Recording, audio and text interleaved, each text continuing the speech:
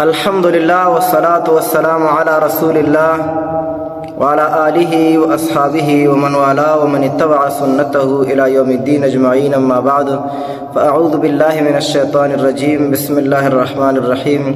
الحمد لله الذي أنزل على عبده الكتاب ولم يجعل له عوجا. صدق الله العظيم.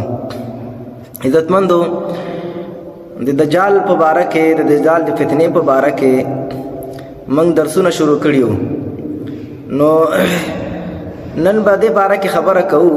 ډېرو احادیثونه او نبوي ارشاداتونه دا خبره معلومیږي چې دجال به په دنیا باندې په غیر معمولی طور باندې د دنیا او د دنیا په سیستم باندې او د دنیا په حاکمانو به دا حکمرانی کوي.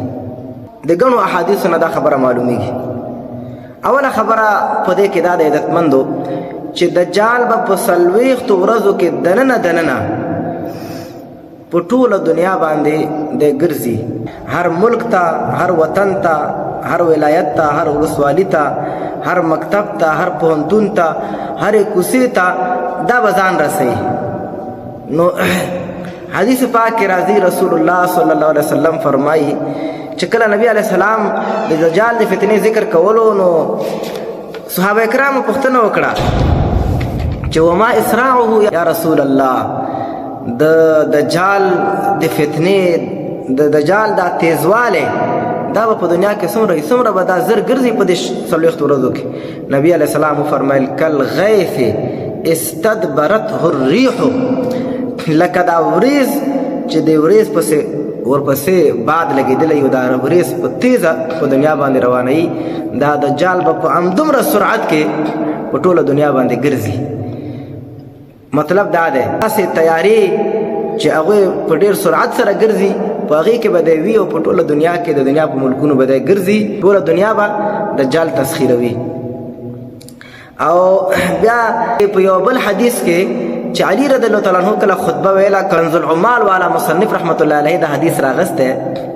هغه حدیث کې دا خبره راغلی، ینادي باعلى صوت، دجال به په اوچت آواز باندې غږ کوي، یسمعه یا یسمعه ما بین الخافقتین.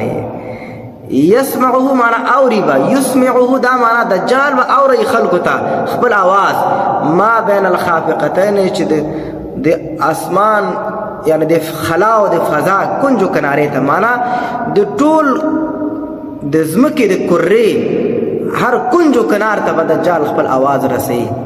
نو دومره غټه فتنه ده عزتمندو چې په دنیا به د کنټرول وي، په فضا به د کنټرول وي، او دارنګې په سمندر به د کنټرول وي، وروسته به راشي او په ملکونو به د کنټرول وي، او په حکومتونو به د کنټرول وي، خلک به د په لاس کې وي.